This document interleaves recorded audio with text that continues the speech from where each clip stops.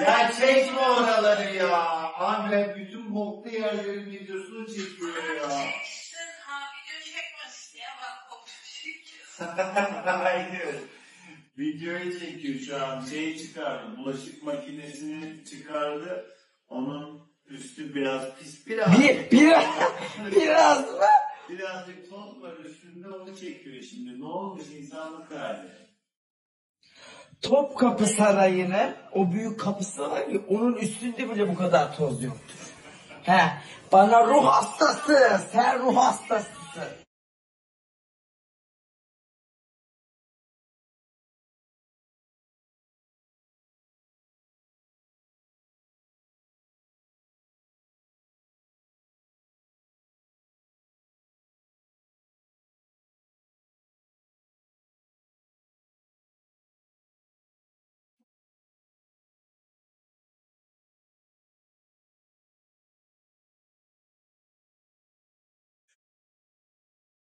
Gördün de ne oldu? Ne oldu?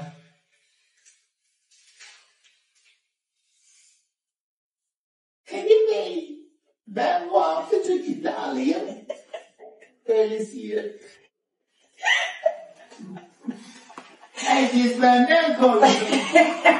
Kozmesimiz de verir size. Senin gibi bir yarışmacım vardı, Karadeniz hastası olduğunu iddia ediyor. Evde nereye bir masamızdaki Kadir Bey o ismi bilerek bıraktım bu ismi. Kendin için nereye temizle buraya? Bırak.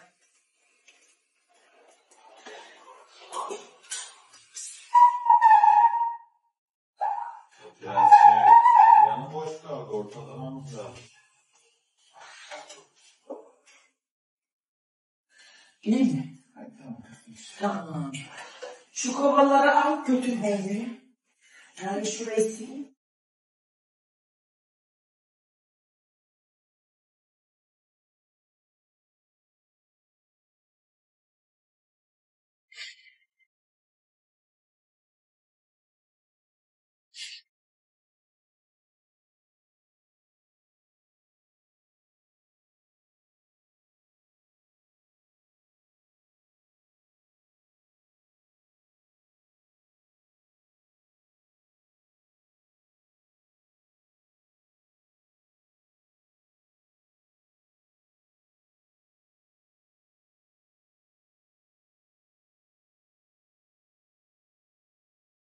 Şu her şeye, şurada bak kanadın dibine yağ çökmüş.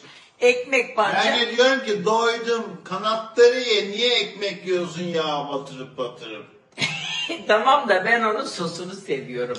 Zevkimi ve bak konuşuyoruz. Arzu abla bak aşağıda tüller bekliyor. Ütüleri yapacaksın. Saat kaç oldu? Arzu Çocuklar gelecek okuldan. Sen hala bak ortalık ayakta ya. Kurban olayım şu yemeğini ye.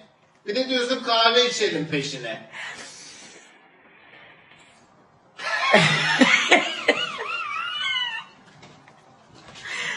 Allah'ın belası. Ay bir de ki çöpe gitmesin ye. Çöpe gideceğini sen ye. Bana tek isterim masanın balkona kuracaktım, evi kokutma.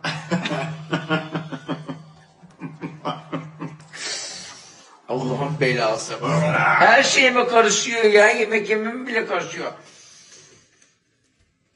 Sorsan ben karışıyorum her şey. Ağzım bile açtım yok. Uslu uslu kanadım yiyorum. 8 kişi yazmış, ne yapıyorum artık?